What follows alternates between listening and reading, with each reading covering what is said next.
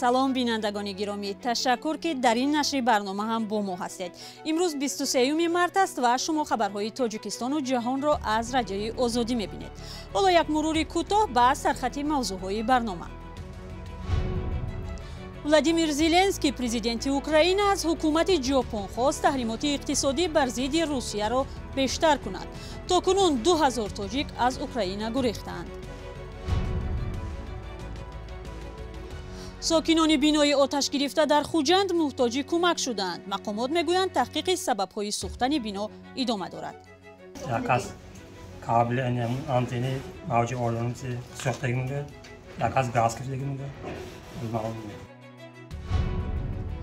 Юсуфҷон аз ду даст маҳрум аст, вале бо азму иродаи қавӣ нишон медиҳад, ки аз касе кам нест. ҳусни хати зеботар аз ҳамсинфонашро дорад. وقتی که نباشم وقت خیلی مجبور شهر میکنیم نکنیم دیگه نمیشه.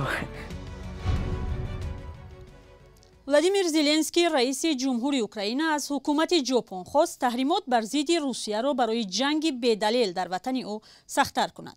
Зеленский, ки рӯзи 23 март тариқи онлайн ба парлумони ҷопон муроҷиат мекард, ба вакилони мардумии ин кишвар барои эъмоли таҳрим бар зидди Русия ташаккур гуфт. аз ин пештар ҷопон воридоти тамоми маҳсулоти русиро манъ кард. аз ҷанги Русия дар Украина тақрибан як моҳ сипарӣ шуд ва дар ин муддат бештар аз 3 миллион нафар аз хонаҳояшон гурехтаанд. мақомоти Тоҷикистон мегӯянд, шумораи тоҷиконе, ки аз Украина ба кишварҳои аврупоӣ панаҳ бурдаанд, ба беш аз 2000 нафар расидааст. меравем ба Тоҷикистон. сокинони зарардидаи бинои баландошонае дар шаҳри Хуҷанд, ки ҳафтаи пеш дар он сӯхтор сар зад, бо як номаи дастаҷамъӣ аз шаҳрдори Хуҷанд кӯмак хостанд. баъди сӯхтор дар бино чандин оила бехонаву дарбадар монданд. қисмати дигари сокинон аз барқу об маҳруманд. сокинони зарардида намедонанд ҷуброни зиёнашонро аз кӣ талаб кунанд. Фарзон Муҳаммадӣ бо чанде аз сокинони бинои сӯхта суҳбат кард. бар асари сӯхтор дар бинои баландошонаи рақами 10 микроноҳии 20 шаҳри Хуҷанд беш аз 10 хона комилан ба коми оташ рафта ва тақрибан ба нисфи бошандагони он садҳо ҳазор сомонӣ зиёни молӣ расонидааст. ҳарчанд талафоти ҷонӣ ё захмбардоштагон аз ин ҳодиса ба қайд гирифта нашуданд, вале чанд рӯз аст ки сокинони он аз ҷои зисти худ маҳрум шудаанд.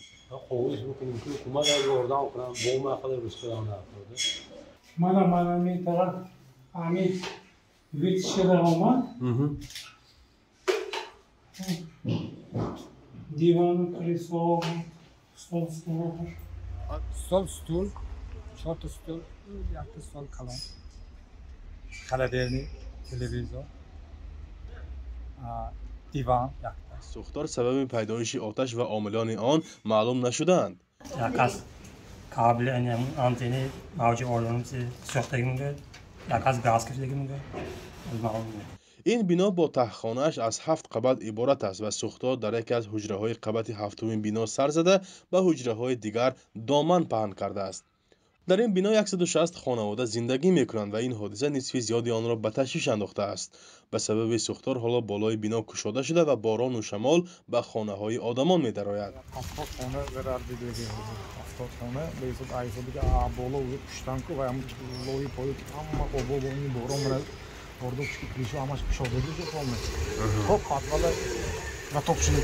ҳоло зарардидагон намедонанд ҷуброни зиёнашонро аз кӣ талаб кунанд. онҳо бо як номаи дастаҷамъӣ аз шаҳрдори Хуҷанд хоҳиши ёрмандӣ карданд ва интизор ҳастанд, ки зудтар зиндагиашонро ба маҷрои пешина бармегардонанд. аз ҳукумати шаҳри Хуҷанд дар суҳбат бо Радиои Озодӣ гуфтанд, ки ҳоло кӯмак ба бошандагони ин биноро баррасӣ доранд, вале маълум нест, ки чӣ қадар маблағ ва кай ихтисос дода мешавад. Фарзон Муҳаммадӣ, Радиои Озодӣ, шаҳри Хуҷанд. кумитаи ҳуқуқи башарӣ созмони милал парвандаи марги шубҳабарангези ҷавони тоҷикеро, ки ба гуфтаи волидонаш бар асари шиканҷаи муфаттишон дар идораи милиса ҷон дод, баста эълон кард. дар ҷаласаи кумита, ки рӯзи 21 март дар шаҳри Женева сурат гирифт, гуфтанд аз баски мақомоти Тоҷикистон тавсияҳо дар бораи таҳқиқи одилонаи марги Исмон Бобоев, сокини ҷавони Исфараро нодида гирифтанд, дигар чорае ба ҷуз бастани парванда намонд. ҳамкорам мирзонабии холиқзод ин ҷаласаро онлайн тамошо кард ва дар студия бо мост. мирзонабӣ, аввал дар бораи худи ин қазия мегуфтед?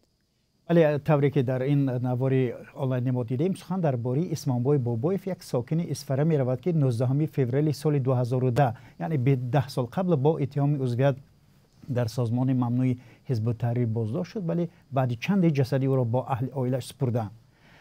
پدرش جوربای بابایف می گفت که پسرش را مفتشان ریاستی مبارزه با جنایت‌های متشکلانه یعنی اوباپ وزارت کار داخلی فردوس شاکر و منوچهر اکبروف به نیروی برق ماندند تا گناه ناکرده را به گردن بگیرد.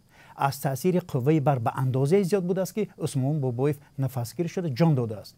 دادستانی سوق بر ضد هر دو با اتهام فرار رفتن از صلاحیت‌های خدمتی و تمجیدی پرونده باز کرد، ولی بعداً با این بهانه که هر دو بیماران تفتیشات قطع کرده شد، بعد مراجعت‌های به تکرار تفتیشات دیگر باره از سر گرفته شد و 7 سال ادامه کرد.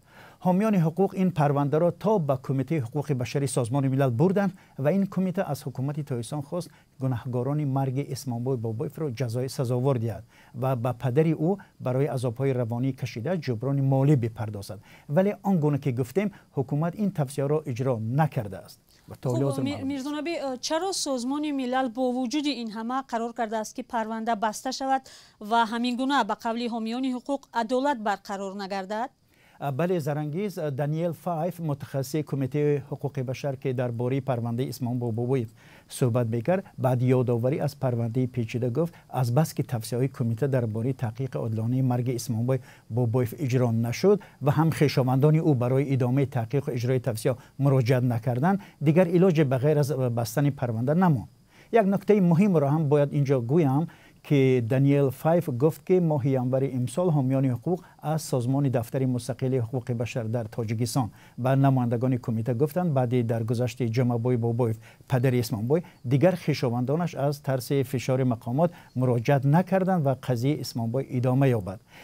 یکی از نکات مهمی دیگر در این پرونده آن است که با گفته حامیان حقوق افسرانی که برای تا حد مرگ شکنجه کردن این جوان اول به جوابگری کشیده شده بعداً به منصب دیگر و یا حتی بلندتر گذاشته کارشان را ادامه دادند. در واقع همین تمایل یکی از سبب‌های اصلی تنقید حکومت تاجیکستان از منبرهای بین المللی است که عاملان شکنجه و یا بدرفتاری با متهمان و زندانیان را بی جزا می‌گذارد و آنها به همین کارشون ادامه میدهند و تقدیر جوانان به مثل اسمانبای بابایف را که پدر 2 طفل کوچک بوده است می‌سوزانند و برباد می‌دهند. تشکر. همکارم میرزونبی خالقزاد درباره بسته اعلان شدن پرونده مرگ شبهه برانگیزی یک جوان تاجیک صحبت میکرد که تا به کمیته حقوق بشری سازمان ملل متحد رسید. با گذشت 14 ساله از ممنوع بودن فروش و استفاده مشروبات در ایران بازار شراب گرم شده است. اکثر استحصال کنندگان وینا یا شراب در تهران زنانند که میگویند با تولید غیر قانونی شراب زندگی خود را پیش میبرند، هرچند خطر بازداشت و جزا گرفتنشان کم نیست. درباره این کاری سردرآمد و خطرناک زنان ایرانی کیومرثی عطا گزارش میدهد. تجارت غیرقانونی ولی رواج یافته شراب فروشی در تهران در دست زنان است. با آماده کردن شراب و فروشی آن، زنان در این شهر زندگی خود را میچرخانند. چیزی هم که الان دارین میبینین هیچ قاطیش نداره، نه مخمر داره نه قرص داره، هیچ قاطیش نداره، خالص شراب نابیه دیگه. در ایران فروش و استفاده مشروبات از زمان انقلاب اسلامی در سال 1979 منع است، ولی شراب و عرق و می در بازار سیاه غیر قانونی فروخته می شود. اکثر تولید کنندگان آن زنان هستند. بار اولا به مشکل مالی خورده بودم، کارهای دیگر رو انجام داده بودم، هیچ کدومش به نتیجه نرسیده بود. بعد یه بار که انجام دادم دیدم سود خوبی داره، بعد دیگه ادامه دادم. مخصوصا از عرق خیلی استقبال میکنن. زنی دیگری که نام مستعارش فریده است میگوید که قبلا بافندگی میکرد ولی مشکلات اقتصادی سبب شد که تغییر شغل کند. من یه خانمی هستم تو این دولت، هیچ شغلی فعلا ندارم، هیچ منبع درآمدی از جایی ندارم، از جایی تامین نمیشم. من حتی یه بیمه توی این مملکت ندارم که بگم آینده من حداقل بخواد تامین باشه. من اومدم رو آوردم به این کار. زنان شرابکش میگویند زندگی ناآرام و پرترس دارند. مشروب کلا اینجا ممنوعه، تولیدش، خوردنش، همه چی ممنوعه.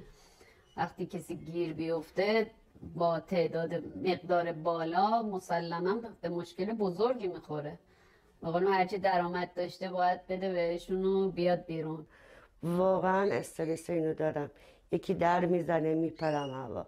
ای وای اومدن الان میریزن الان جمع میکنن. آره خسته شدم. این زنان میگویند با زحمت زیاد و با ترس و هراس با تهیه و فروش شراب به مردم شادی میبخشند. مردم شادی رو دوست دارن.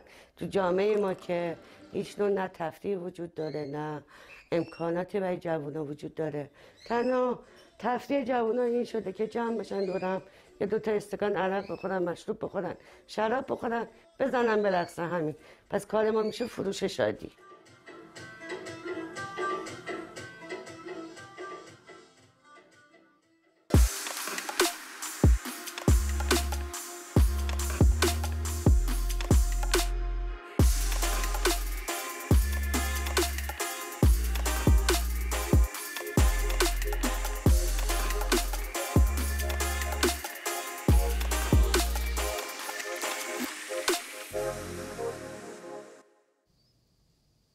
محرومیت از دو دست هم نمیتواند مانع اجرای نقشه و خواسته های انسان شود اگر اراده قوی باشد.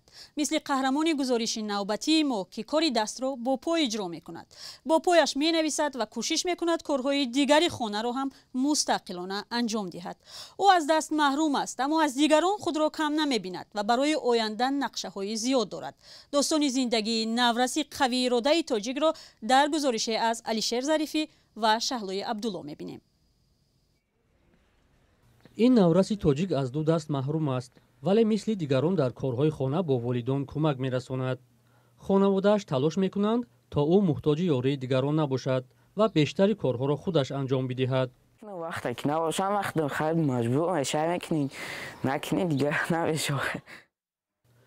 یوسف جان هم می‌خواهد کارهایش را مستقلانه اجرا کند هرچند از عهده آنها نه همیشه به آسانی می‌براید. شو پوشیده مثال یگام جاشه که نمیتونه خودش پوشیده بعد میگه میام یاردمش میکنه. من خودم مثال کوشش میکنم که خودش یاد بگیره. بسیارتر فرمونش میدم که مقصد خودت بگی یاد بگی. مثال یک روز هستیم نیستیم یاد بگیره خودش. این نورس کوشش میکند از همسالانش عقب نماند و در آموزش و درس‌های مکتب اشتراک کند. تنها در نوشتن از همسنفایش فرق دارد. در همه درس‌های جان فعال است. همه آموزگاران از او راضی هستند. فن‌های زبان روسی و انگلیسی را بسیار دوست می‌دارد. یوسف جان با پای خود می‌نویسد و نسبت به دیگر همسنفانش باز فکر می‌کنم که حسن خط زیبا دارد. والدان این نورس در جای کار نمی‌کنند. زندگی را از حساب مهاجرت مهنتی پیش می‌برند. او که معیوب گروه دوم است به قول نزدیکانش همگی 283 سامانه نفقه معیوبی میگیرد و از دیگر امتیازها برخوردار نیست. سطح آموزش و تعلیم مکتب محله طلبات او را قانع نمی‌کند. می‌خواهد در یگان لیسه یا مکتب پیشرفته تحصیل کند ولی تلاش‌های با تکرار نزدیکان برای برآورده ساختن این آرزوی یوسف جان بی‌نتیجه باقی مانده است. رفتیم از جا مراجعت کردیم مثال گیمنازیا رفتیم که این مقصد را قبول کنیم. مثال برای بسواد شیدنش خیلی قبول نکردم تا احوالی زیاده مثال جا نیست. با این وجود یوسف جان به آینده بهتری خود باور دارد. می‌خواهد در آینده ترجمان زبان انگلیسی شود. My brother is mechanic, my father is a doctor and my mother is a doctor too. برنامه اخباری آزادی را اینجا به پایان میبریم. امیدواریم گزارش و خبرهای این برنامه پسندتان آمد. اخبار بیشتر را در سامانه azadi.org، صفحه های رادیوی آزادی در اینستاگرام، فیسبوک و یوتیوب و تلگرام پیدا کنید. تا ملاقات در برنامه‌های بعدی. خدا نگهدارتان.